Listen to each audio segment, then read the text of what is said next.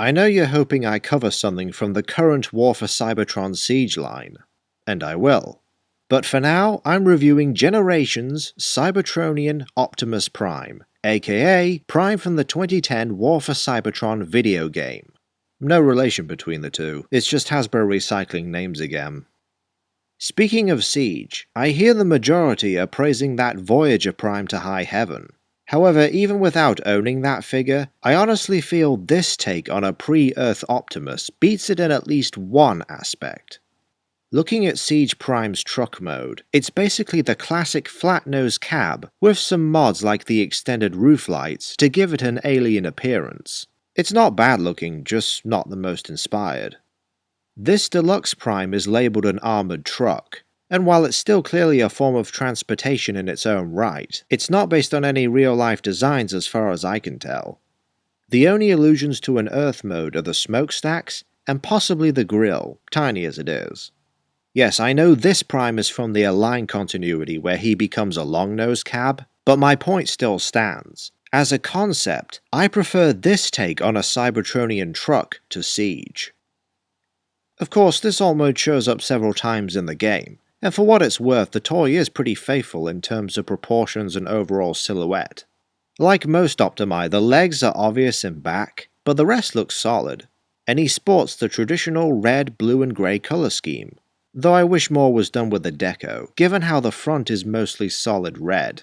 If any figure needs the Siege battle damage treatment, it's this one. Though there are repaints that spice things up one way or another. The United version from Takara sports metallic colours, and the Prime from the Rage Over Cybertron 3-pack has crackling yellow energy lines. Also the windows that become robot chest patterns are silver instead of black, as they should be. At least he has the bright red energy paint apps, including on the tail lights. Oh, I should mention that the instructions apparently fail to show the step where the kneecaps become the tail lights. Probably because it's actually kinda easy to miss. I might have if I didn't look this toy up. Prime's one accessory is this gun that folds up, then springs out when you flip this tab. A pretty pointless automorph honestly, and frankly annoying given how easy it is to set off, and how the barrel doesn't lock in place. It plugs in back, at any position you like, extended or retracted.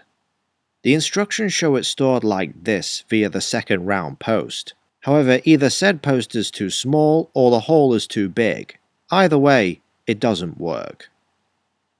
With the transformation, I'm sure some have referred to this toy as Origami Prime. For good reason, there are a lot of moving and folding parts to it.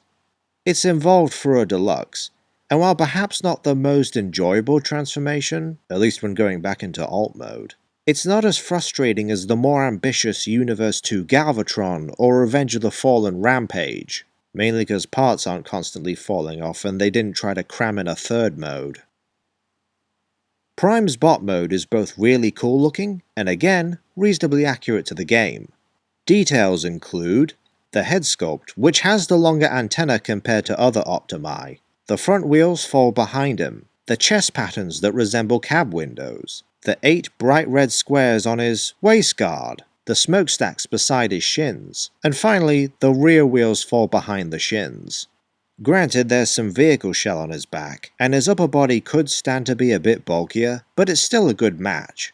Even the shell has a small tab to store the gun, albeit folded up. While we're here, there's actually an Autobot symbol, or some ancient variant of it, etched on his back. There are forearm ports that enable him to wield his weapon, rather unconventionally for him, but the option's there. While you need to adjust some kibble for it to be more effective, like the waistguard and the shoulder panels, Prime has 23 points of articulation, depending on what you count as such, like the shoulder joints and the toes, both of which feel like they're more for the transformation. I'm aware this toy is from a time when all Generations figures were deluxes. It's not as if they were randomly picking who gets to be what size. Even so, it would have been nice if this design was somehow a Voyager, where they'd have a higher budget to fix the kibble issues and or shape up the proportions a little. That said, Generations Cybertronian Optimus Prime is still a pretty impressive figure as is. Not so much with the modes themselves, though they're mostly fine, but getting between them. Again, the transformation is intricate for a deluxe.